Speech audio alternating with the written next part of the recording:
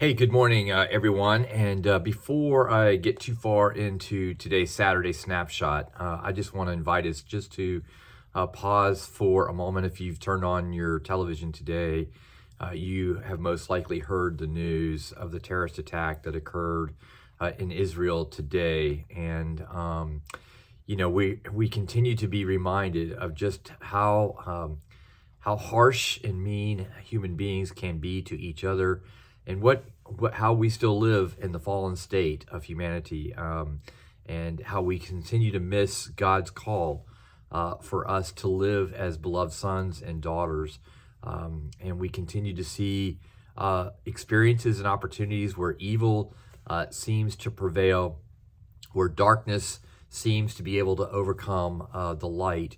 But we need to be a people who remember that in the moments, in those experiences where it just feels like there's this convergence of all of these kinds of situations around us that can cause us to lose heart. It can cause us to feel, like the world is shrinking around us. One of the things we need to remember is that we were told about these birth pangs.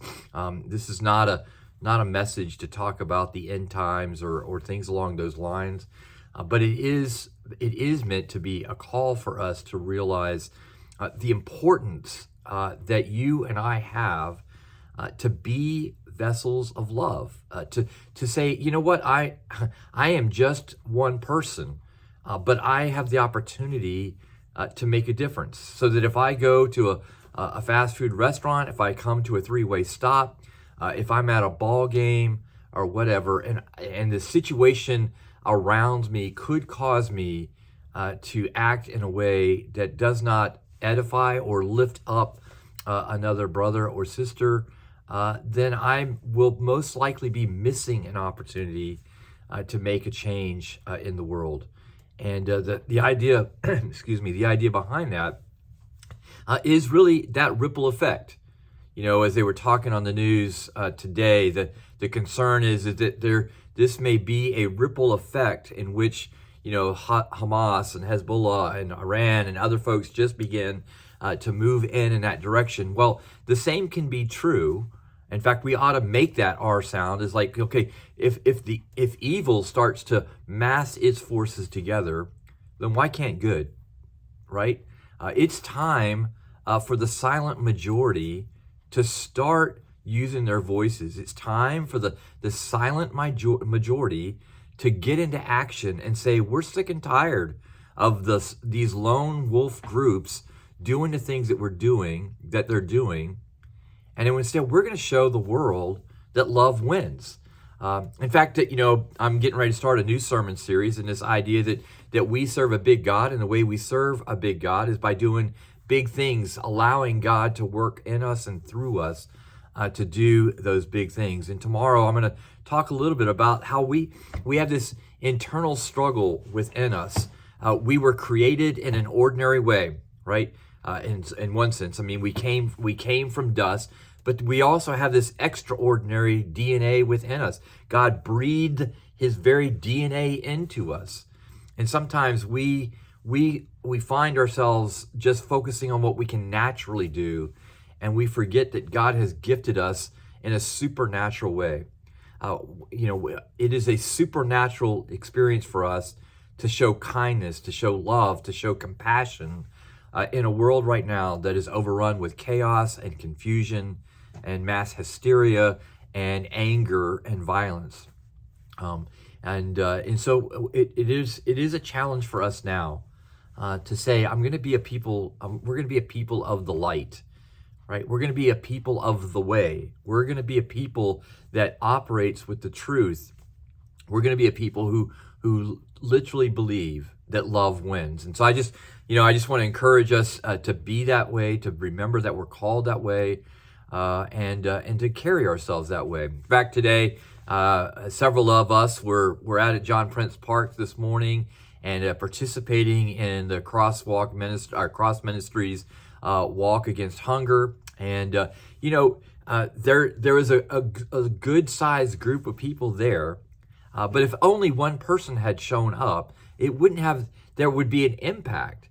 But when we have a group of people that start to do things together, that impact gets multiplied. And that's what we want to encourage you to do, is to be a multiplier throughout this month. In fact, we have a couple of opportunities for you to do that. October 21st, we're going to have our fall festival.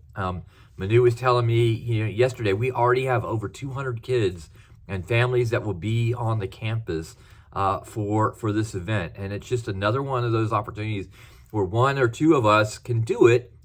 But when we get 50 of us or 100 of us on this campus and really just having a chance to talk and laugh and have a good time with our neighbors, who knows what influence, what impact that would have. Earlier this week, we got to host what's called Grow Leadership. That's the Leadership Palm Beach's version for juniors in high school. Over 56 juniors were here learning about their county, but they were meeting here on this campus, and I had the opportunity to share with them a little bit about who we are and where, an event that we have available for them coming up on the October 28th. In fact, I want you to be aware of that. You've heard me talk about it before. Our global youth event, Global Youth Initiative, is a leadership event, and so for 3 hours, the youth are going to learn, about the most important letters. YOU. They're going to learn about the secrets of success. They're going to learn about how they are wired to be change agents in this world. And so I hope, if you've got young people, it'll be open from 5th grade to 12th grade, and it'll be free. If you know of neighbors that you think would have a great time coming and being a part of that, I hope you'll help us get the word out. There'll be a video attached to this Saturday snapshot, including also a video about the fall festival, so that you have some more information. This month, as I said, we're going to be talking about how we can serve. And next week is Laity Sunday, and really all month long as we talk about we are divine masterpieces. We have God's DNA within us, called to do amazing things. I hope you'll be prayerfully considering, hey, am I living into the potential that God has for me? Have I met the potential that God has for me? I'm going to go ahead and give you the answer to that. None of us have. It doesn't matter where you are in your season of life. We all have more growth within us, and I hope you'll take advantage of that. Friends, continue to be in prayer for our world. Be in prayer for each other. I look forward to seeing you tomorrow, and I pray that the rest of your day is filled with love and joy, and you are truly walking in God's peace. Until then, take care, God bless, and we'll see you soon.